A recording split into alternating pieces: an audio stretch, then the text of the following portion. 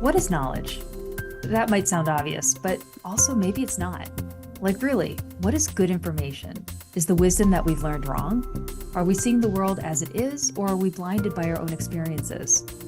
I know I find myself struggling how to make the right decisions based upon the information I know and questioning if it's accurate for the current situation I find myself in. So I pressed my guest in this next episode for these exact answers. Stay tuned to hear his response.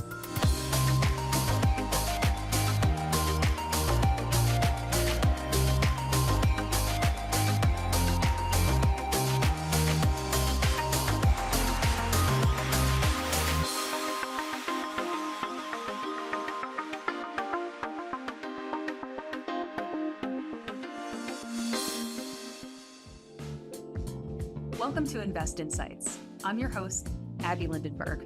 I'm joined today by Dr. Eddie Obeng. Professor Obeng is a British educator and author. He's a professor at the School of Entrepreneurship and Innovation at the Henley Business School, founder of Pentacle, the virtual business school, and Cube, the world's best 3D learning environment. Obeng is notable as a pioneer in the field of project management for developing and championing the concept New World Management as a response to the rapidly accelerating pace of change. He's been described variously as a leading revolutionary and an agent provocateur by the Financial Times, and by the Abbey National as their secret weapon. Obeng and his team have spent the best part of a decade rewriting the fundamentals of business management to create their own New World approach.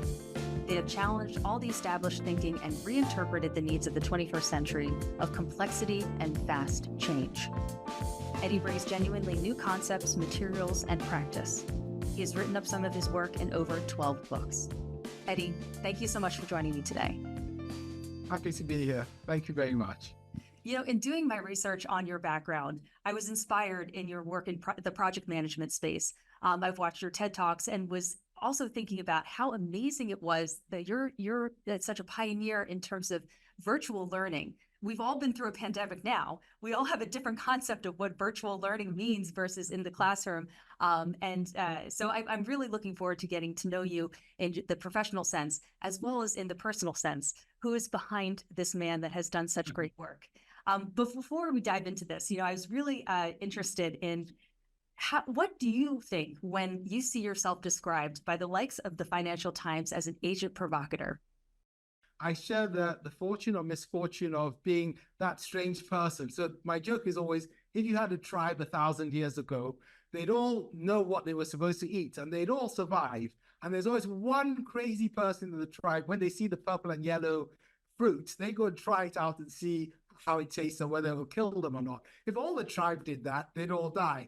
But one person doesn't. If they survive, then everyone benefits. And if they die, nobody cares. That's me.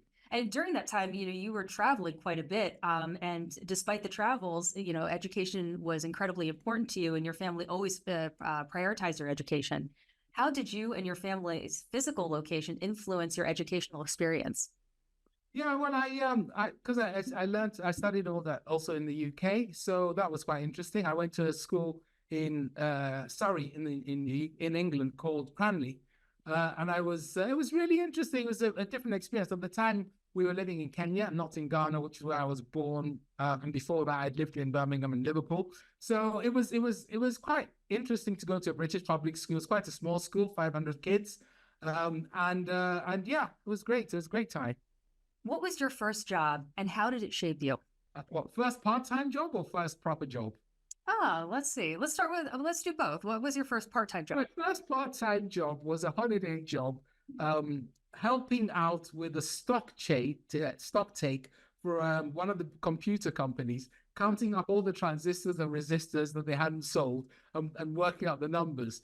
It was absolutely fascinating because they obviously would have saved money by just throwing the things away because they were paying me to count items which didn't add up to a quarter of the salary they were paying me. So I think that was one of my first insights into realizing that businesses have often don't understand what they're doing and they do things on momentum rather than because they're thinking about them. And tell me about your first proper job and how did it shape you?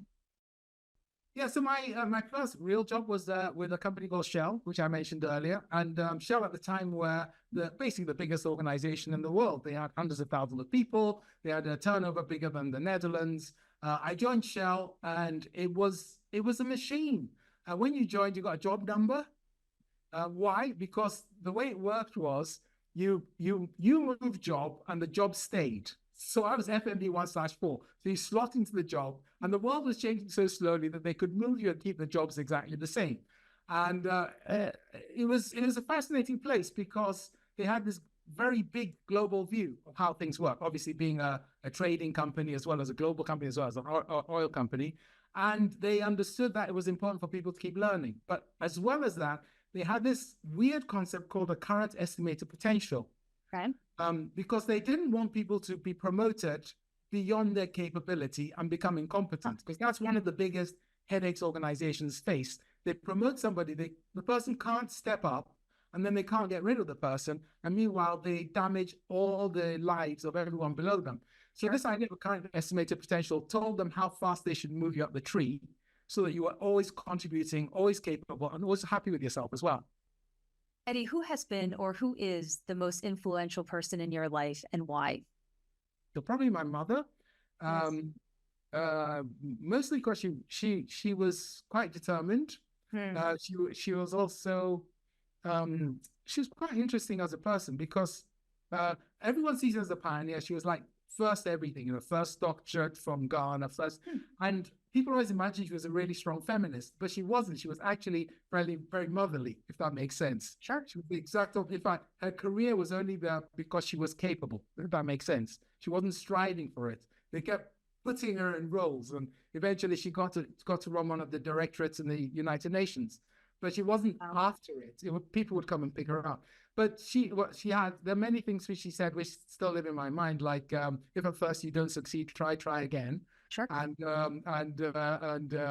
if you can think it through, then you can be lazy, which is very well, which is true because most people I like that one.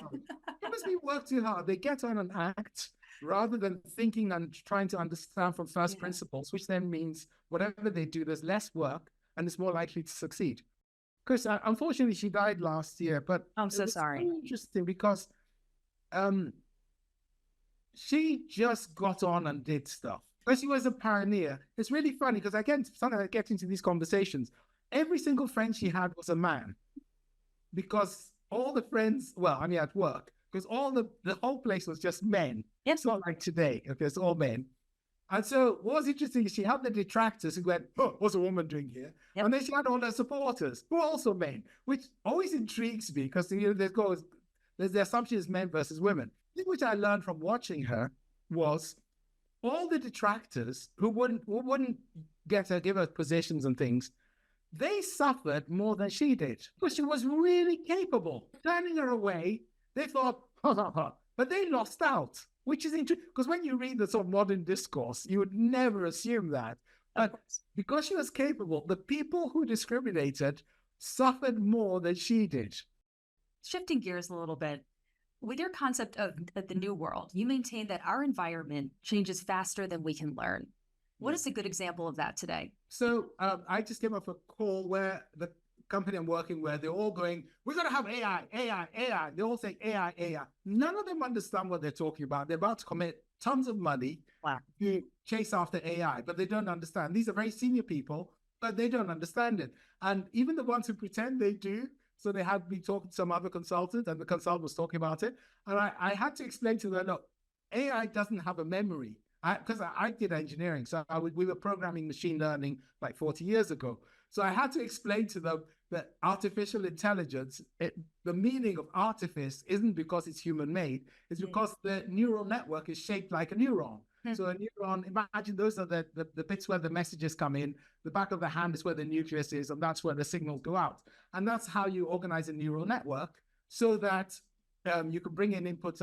It's not artificial as in people. And the intelligence isn't because it's thinking, it's because it's doing calculations, 4x4 matrix teams, basically. So that would be a classic one where the world's changing faster than they can learn. They're struggling to catch up. You see it at every level. In the business world, You see it in terms of things like strategy, where strategy doesn't work anymore because you can't tie down what your current environment is like. You see it in terms of leadership, because people Yes. know I've got to be a modern leader, but how do I do it? I've got to be involving and open. And so they try that, and then the organization fails because they don't understand that in the new world we work in, you often have to do two things at the same time. You have to have very, very strong discipline and a sense of direction, as well as engaging people. But they don't understand this, and they just do one side of it. It's what I call a new world for example. And you see it in everywhere in people's lives, that their devices and their phones tell them what to do because they can't think fast enough. You see it in the political sphere where the politicians have run out of capability to execute, so they just make up words and hope we won't notice and stuff like that. So it's everywhere. It's literally everywhere. And to lessen the gap between change and learning, how have you led by example and equipped yourself to function not only today, but in the future? Yeah, so I use lots of tricks. Like whenever I work on something, we always try it in Pentacle before we use it on clients, so we can find out whether it makes any sense. So, like for example, when I invented a method for making a plan when you have no clue what to do. It's called sticky steps. So we use it ourselves for all our planning. I invented a method called the gap leap, which is for making a business case for any situation in less than 15 minutes with a group of people, which of course in these days of fast change is quite important. Should we do this? Should we not do it? We need a business case. Well, if you're going to take a month, you're never going to make any money. You've got to be able to do it instantly with all the right people. So we would use that in order to decide whether we were going to move forward. So one of the tricks is drink your own champagne. Is one of our phrases in Pentacle. Other people will talk about dog food and stuff, but we make champagne, so we just drink our own champagne. That's quite important. The second is something which, again, I guess just being that strange person who eats the purple fruit, I'm quite lucky to have, which is I don't mind looking silly and I don't mind not knowing. And my motto is sine timore, which is without fear. So I don't mind trying things out. I don't mind experimenting and looking in places, even if it doesn't work. And it's quite interesting because lots of academics go, oh, you can't touch that. And so they can't learn, they get limited. And in the business world as well, lots of people are scared. And in the social setting, people are more terrified of being ostracized. But without fear is quite a useful thing for accelerating your learning so you can keep up with the change. Absolutely. And you just mentioned Pentacle, and you created Pentacle, a virtual school for teaching applied business knowledge to be cutting edge, setting the standard when merging education and innovation. What are the strategies that helped you and your team not only stay ahead of the curve, but determine the curve? Yeah, so again, a bit of luck. One of my early mentors was a chap called Eddie Goldratt, who was quite famous for manufacturing. He was a bit of a guru in terms of trying to help people think. And one of the things I learned from him was a method for causality method for doing a lot of research quite quickly. He was using it for manufacturing. I extended it so I could go into an organization, go into a situation, and with 5 interviews, I could map out the whole situation. Now, normally, if you're doing research, you have like 20 research students, you collect a lot of data, you make little charts with little bars, and then you make some correlations, and you say, well, executives who did this tended to do that. Real estate investors who decided to do Y ended up making this. So that's where the effort goes, and it's a lot of effort. But if you start working out why things happen, the causalities, and being able to self-check, you only need a small amount of data to build a pattern of what's going on. And so I learned that from Ellie. So then I could apply that. Once you can do that, it means you can look at any situation and rebuild it. So my project work, for example, I looked at why aren't projects working. Projects come in 3 categories. They either fail completely, thank goodness for that, or they hang around, smelling bad, spooking everyone else, never going away, wasting all your money, or they suck the living blood and out of you so you can't cope. That's about half of them. And then some of them pretend that they've actually succeeded. Usually they don't. They just change the scope. So it's like a quarter, 50%, a quarter. Okay. Sure. But when you then dig into why does this happen, you realize there's a pattern underlying it of causalities. And once you dig into that pattern, you discover that there are half a dozen reasons why they always go wrong. For example, people start the work without getting people on board. Or, for example, so that's be around stakeholder management. Or they look at the things they recognize and don't think they're risky and worry about the things they don't recognize, which actually are not the problem. They do that all the time. Or they don't understand that some projects are clearer than others, where you have a clear goal, clear method. You can put somebody who likes following rules on that. But sometimes they're unclear and they have an unclear choice of methods. So you want somebody who's a bit more wee and crazy so they can explore and find out. And so they choose the wrong leaders and then they manage it the wrong way. They chase in detail after the stuff they can't get hold of. So once you've got the map, it gets quite easy to be able to move towards having almost perfect projects. Some advice that you have said that you've learned was how to unlearn everything, that sometimes wisdom is wrong. When did you use misguided advice? And what did that situation teach you about how you would frame learned information in future decision-making? So one of the things which I've now got good at is testing data to see whether it makes sense. And my first bad experience was when I was doing my design project as an engineering student. And we were doing as a group, and one of the team members said, there's this thing called a mass balance. So you work out what goes in and what comes out, and then everything else follows from that. He said, I'll do that. And so he did and presented it to us the next day. And we were yeah. And then we did like 3 months worth of work, but he'd got it all wrong. So I learned quite quickly that it's important to be able to test these things early on and check. So I've again learned things like you must make sure that all the ideas you have do not go past their sell-by date without you throwing them in the bin and the trash, you guys would say. Because what happens is people have ideas and they never put sell-by dates on them. So they have ideas and it's quite obvious the ideas no longer makes any sense, but they hold on to it. So I have techniques like, I have a set of techniques called May It Be True, which are named after the Egyptian goddess Mayet, who is the goddess of seeing stuff which is right and wrong. And basically, there's methods like somebody's provided something. Can you predict what will happen? Did it happen? Yes. Okay, it's probably okay. Did it not happen? No. Throw that idea away, get another one. Or you look at a situation and you go, well, what's not here, which should be here? I mean, the classic one is, guess you're in business, you'll know, when the economy is misbehaving, they do things like business confidence surveys. They survey companies, they go, 30% of them are worried, 70 are happy. And then they come back the next month and they survey them again and they go, 20% are happy, 80% are on board. Therefore, the economy is going better. No. What it is the first round, when you've interviewed them, of those 30, 10 of them went bust. So you don't interview them the next time. Right. So the economy is actually getting worse. It's just the survivors are under less panic because they're getting the business from the ones who have gone under, and eventually it'll be their turn to have a problem. So techniques like that I use all the time to make sure that I unlearn and get rid of things. And it's quite difficult for people to do that because there's actually a piece of software in your brain which stops you throwing out your old ideas. It goes back to the hunter-gatherer stuff. It's called cognitive dissonance. It's a mechanism. Sure. Your ego is useful because your brain has two halves, two processing units. Your heart has one, your gut has another. There are 4 computers in your body. They're linked up with the vagus nerve.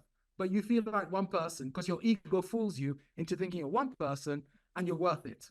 So your ego is telling you this wonderful story about yourself. So when you discover that what you've learned is wrong, your ego goes, no, it can't be wrong. And then it makes up a story to tell you so you carry on. Right. So unlearning is incredibly difficult. And now for a quick lightning round. How would you define knowledge? Knowledge is weird. So in the old world, knowledge was about knowing stuff about how things had happened in the past and what had happened in the past.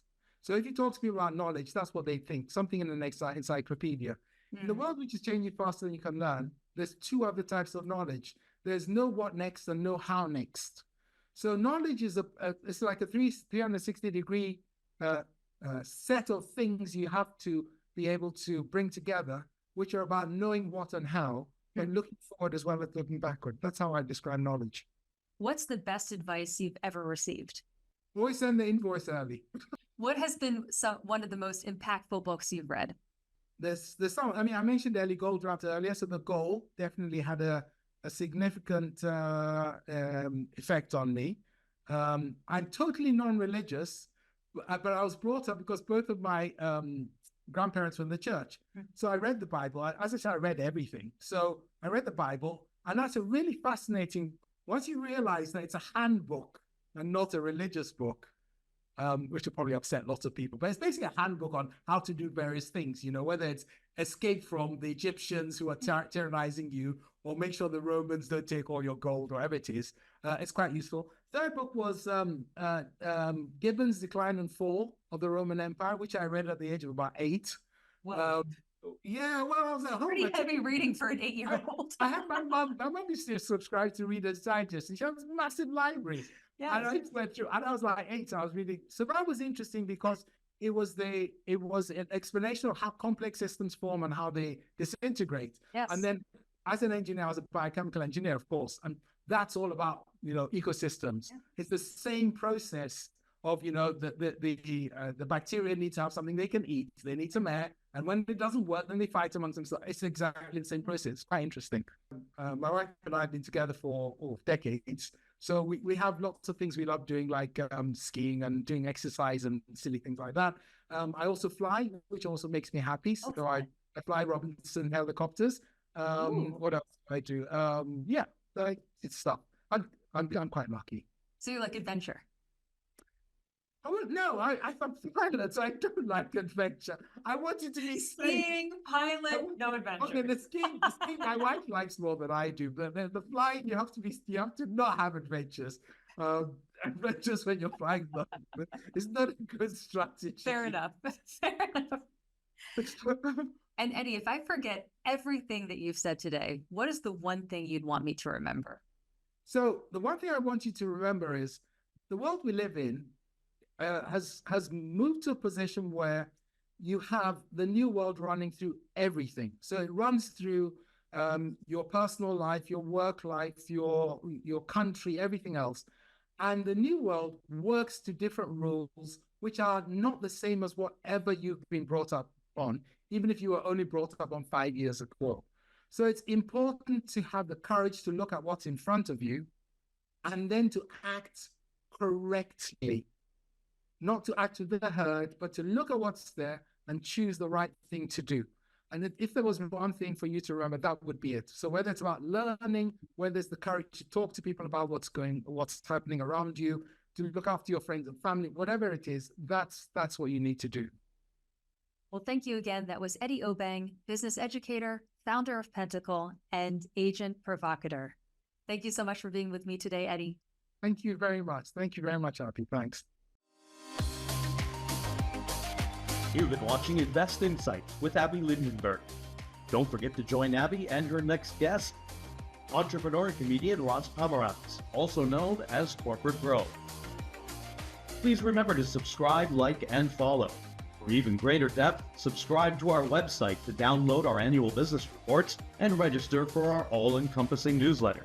And never miss a single insight. For Invest Insights, thanks for watching.